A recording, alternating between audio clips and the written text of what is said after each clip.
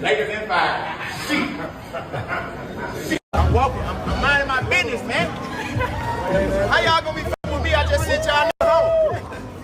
Tyler, hey, how they gonna do that? They be talking shit. Man, they been talking shit all week. Hey, all the analysts said what they say? Lakers in 5. And then look, when we was up 3-1, they said Lakers in 7. Ain't they say that? Go to hell today.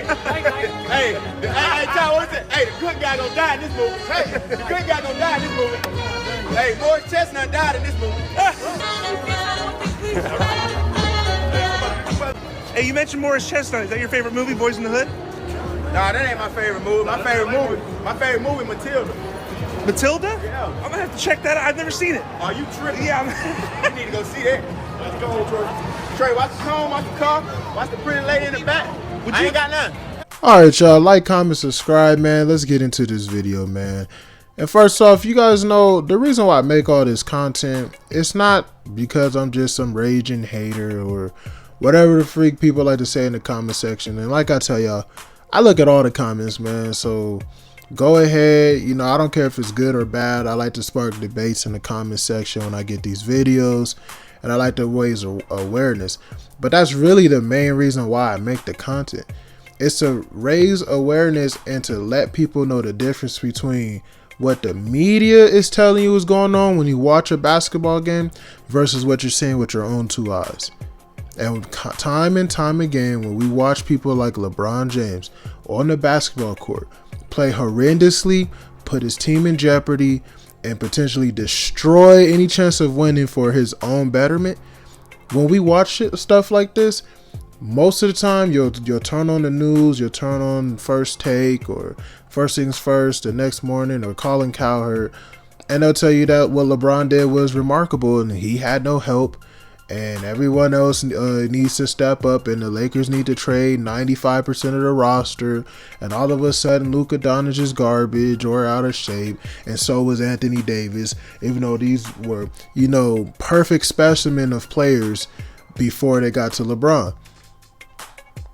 And the reason why I like to make that content and why I like to raise awareness to it is because if you're not paying attention, you will fall for it very easily. You will sit there and go, you know what, they're right. LeBron is the greatest player I've ever saw. He's the GOAT, blah, blah, blah, blah, blah, blah. When none of it is true. And the media gets so disrespectful with it, with the lies, it makes you wonder who exactly is paying them to say this stuff, because there's just no way you're saying all of this for free. There's just no way.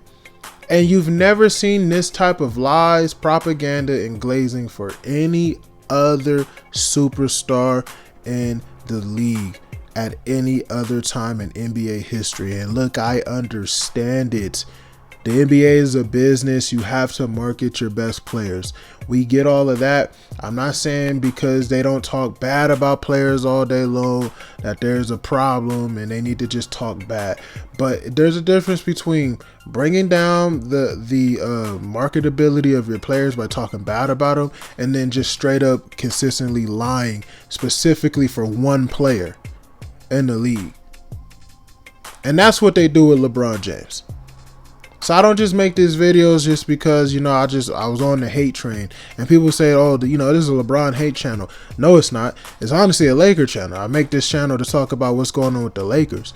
And the biggest fault that I see with the Lakers is LeBron James. So I'm going to just keep bringing awareness to that for people who keep asking me in the comment section. I make these videos because I grew up watching the Lakers. And what you got to understand is what that actually means. And I understand that most of you won't, because you didn't grow up watching a franchise that did nothing but win for the most part. When you watch a franchise win, when they have a model that they go for decades, for generations, this is how we move. We have a winning class mentality. We do what's best for winning. When you automatically have that thought process when you're watching a game of basketball and when you're watching other players, everything else be damned. When I see flaws, you call them out because they're supposed to be corrected. When you see flaws in LeBron James's game, right, like him not playing defense, like him allowing the team to play 4-on-5 defense consistently, right, that should be brought out. It should be called out and it should be corrected. And if it can't be corrected, then you get him out of here and you bring somebody else in who can fix the problem. That's how the Lakers have always moved. They don't stay on a bad plan for too long. But for some reason, this is 8 years. I want you guys to understand, LeBron James has been a Laker for 8 years and 7 seasons. And this is what you're consistently getting. But for some reason, the Los Angeles Lakers are being stuck on stupid. I remember last summer, everybody was asking, why is it that everybody's hating on Bronny James? It's clearly has to do with elitism, this, that, and the third. Nobody cared about any of that. Nobody cared about nepotism or anything that they tried to market to you. The real reason why Laker fans, not LeBron fans, but why Laker fans were upset and did not like the Bronny decision is because most Laker fans assumed that LeBron James was going to be off the team. They thought the Lakers were going to let him walk. And that's what they were hoping for. Only to turn around and realize that not only did the Lakers not let him walk, but they doubled down on LeBron. They gave him a contract extension. They max extended him even though he was supposed to take a pay cut, right? They signed his son. They gave his son an 8-year contract. They even signed his coach in JJ Redick, a coach who was a rookie. And once they fired Darvin Ham, who most people kind of really liked, like he wasn't that bad of a coach, but when they fired Darvin Ham, they said we were going to find a coach with experience. They immediately go for a rookie coach that no one else knew about, but was LeBron James's wine-tasted homie with a podcast, and honestly a smug little prick. And this is why people were upset. Didn't really have much to do with Bronny James, but the fact that LeBron James shouldn't have been a Laker anymore. So now we fast forward to this season. Somehow AD's off, Luka's in, and they get kicked out of the first round as the third seed. The third seed.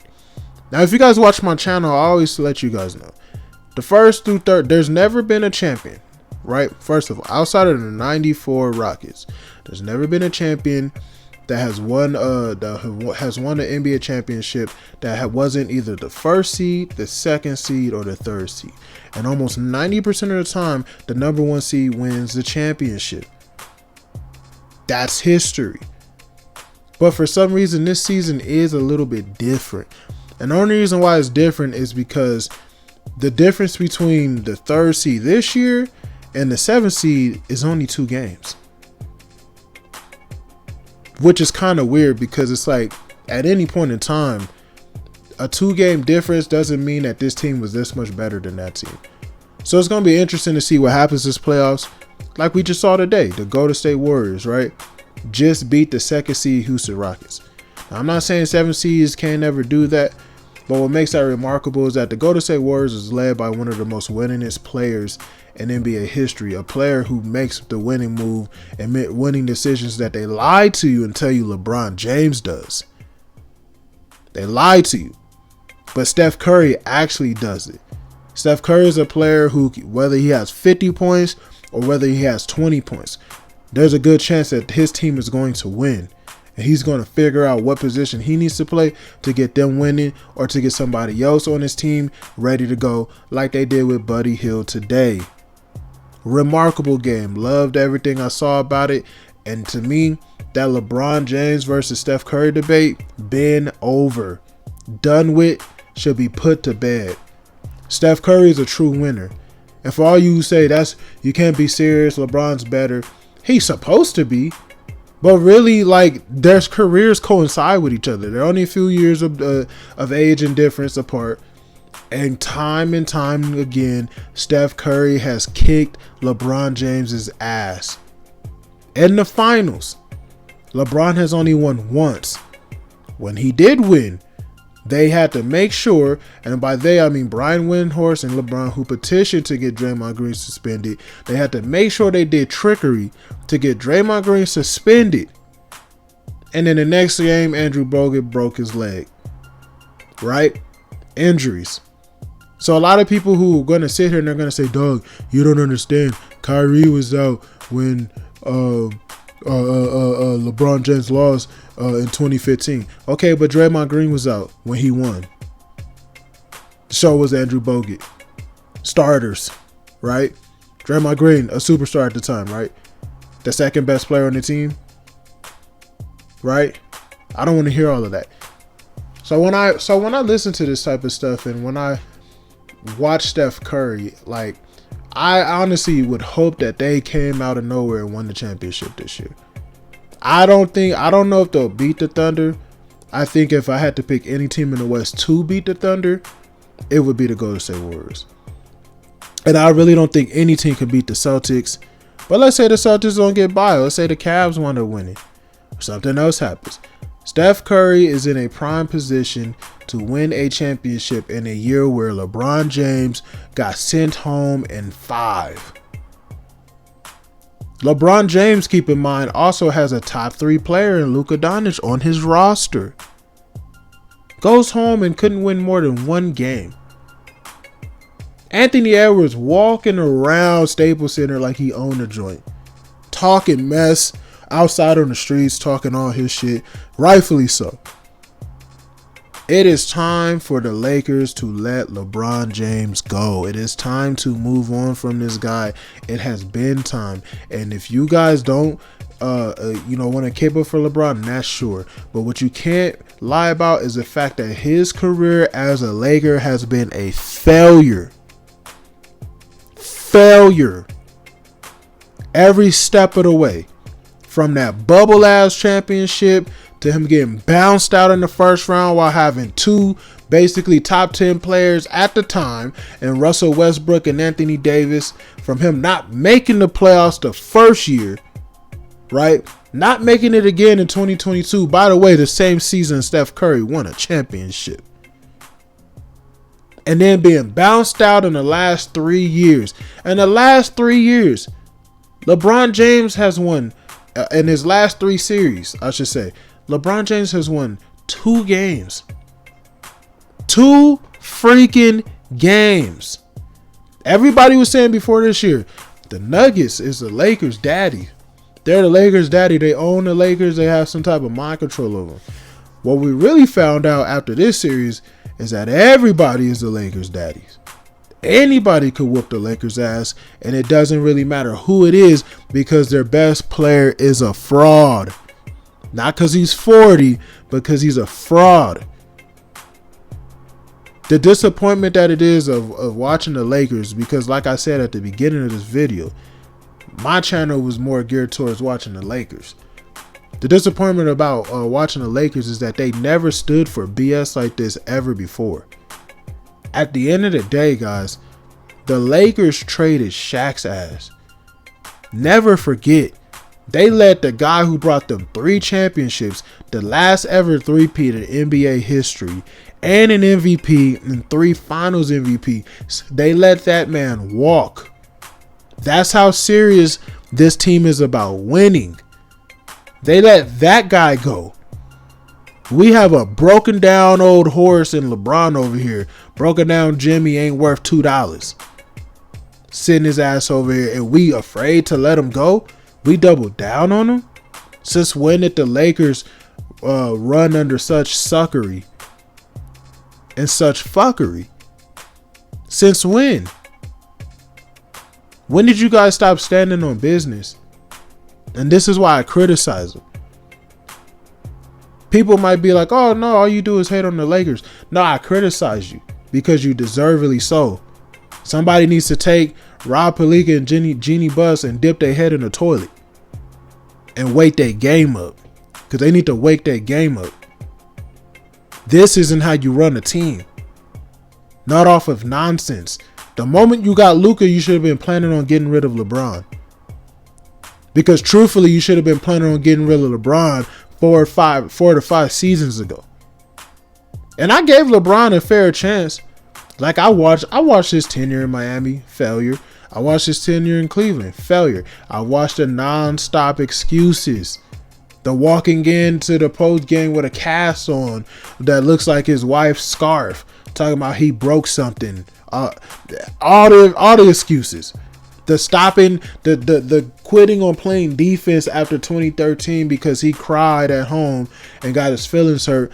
because he felt like he should have got Defensive Player of the Year award over Marc Gasol, when Marc Gasol was the best defensive player in that year. The real letdown that year was the fact that somehow, some way, they made Marc Gasol third team all defense when he should have been first. That's the real disappointment. But I've watched LeBron fumble, stumble, from all the Roy speculations, even to beyond. I've watched him throughout his entire career. And when he went to the Lakers, I said, okay, let's give LeBron a chance. Because what else are we going to do? Let's be open-minded about it, you feel me? After the first couple of seasons, the first season, all the excuses came out. Oh, well, it's just because they couldn't get AD. The second season, COVID hit, and somehow they won a championship, and it didn't really matter because it was a bubble ring. So then you think, just like people think with the Celtics this year, because a lot of people want to hold that ring up like it matters. Let me give y'all some game real quick. Everybody this year has been saying that the Celtics championship didn't matter because they played everybody who was hurt, and they played weak-ass teams. Well, the Lakers played weak-ass teams throughout the entire playoffs in that bubble. From the weak-ass Rockets to down to weak-ass Trailblazers led by Dame Lillard. So on and so forth. I think they played they didn't play the Thunder. And then they played the freaking Miami Heat. When in reality, they were supposed to play the Clippers and they were supposed to play the Bucks. And somehow both teams crapped out. So people go, whoa, it's still a ring is a ring. Alright, but there's also rings that are called prove it rings. Like how you guys are talking about the Celtics this year. Because the Celtics last year's ring was trash, right? So if they win a ring this year, it proves it, right? According to y'all, right? Exactly. So what happens if the Celtics don't win this year? You guys are going to come out and say, see, I knew it. The last year was just because everybody was hurt. This team is a fraud. Blase, blase, blah. Just like everybody would have been saying about the Shaq and Kobe Lakers. They would be calling those rings a fluke if it wasn't for them three-peating. Had the Lakers won one championship in 2000 and that was it, nobody would ever talk about that championship with Shaq and Kobe. It would be so irrelevant. But they three-peated. That goes from this is a irrelevant ring of you playing easy teams to this team is way too dominant. Nobody can stop them. Someone help, please. Please build a team big enough, please. That's the difference. LeBron had his opportunity in 2021. Then he even had a makeup opportunity in 2022 when he formed his own super team that wound up being trash. And he failed time and time again. Anytime you give him any type of faith or hope, he fails you. Yet you guys won't open your eyes. Enough is enough. And if the Lakers had any type of a brain, which they show they don't, they get rid of him. I don't care how much revenue he brings in or marketability or jersey sales or whatever else excuses they got going on. If you want to win, you get rid of LeBron. And I'll tell you guys one more thing. All of this calling out Luka, now unless Luka's a chump, unless he's a yes man like 80, people need to be careful because Luka only got one more year left on this deal. And Luka didn't ask to be in LA. He could dip. So everybody who's a media pundit, who's riding for Bron might be riding by himself at the end of next season. If his Trump ass decided to stay, of course, he might be riding by himself and Luka will be on another team. Keep on disrespecting him, like as if he got a full contract already. Keep on. Watch Luka get his ass up out of there. Quick, fast, and in a hurry. But enough is enough. And this whole GOAT debate, this whole conversation, that GOAT debate is dead. And I believe that the conversation that people have with him and Steph Curry should be dead. Steph Curry has beaten LeBron in the finals time and time again. Oh, this Steph Curry had Kevin Durant. LeBron had Kyrie Irving. Kyrie Irving was a top 5 player. What are we talking about? LeBron had Kevin Love. Kevin Love was top 3 in the MVP voting before LeBron got there. LeBron had a super team. A super team before Kevin Durant got there. The Warriors didn't have no damn super team. It was Draymond, Klay Thompson, and Steph. Last I checked, where category did we put Klay Thompson in as a superstar? He was all-star because he was on a great winning team. When did Klay Thompson become some type of supernatural superstar? When was he ever a top 5 player?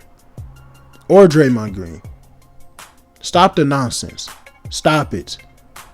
Vegas picked LeBron to win in 2016 for a reason. Because they had the better roster. The Warriors showed up and decided to go for the 73-9 record, and they did.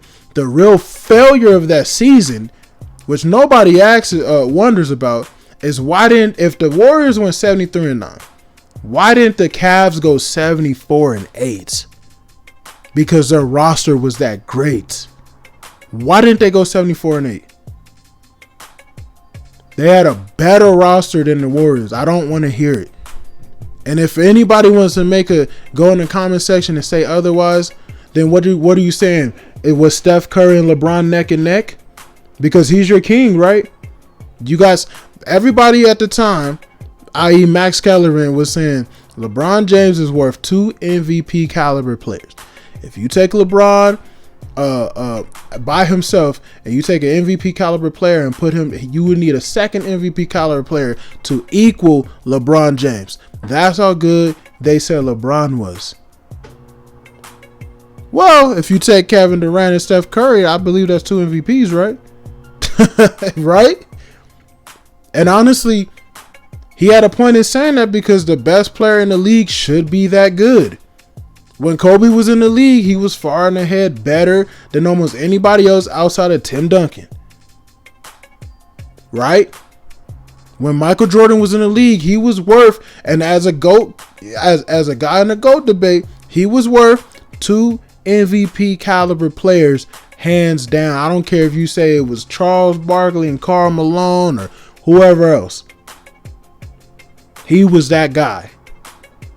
Nobody else was fucking with him.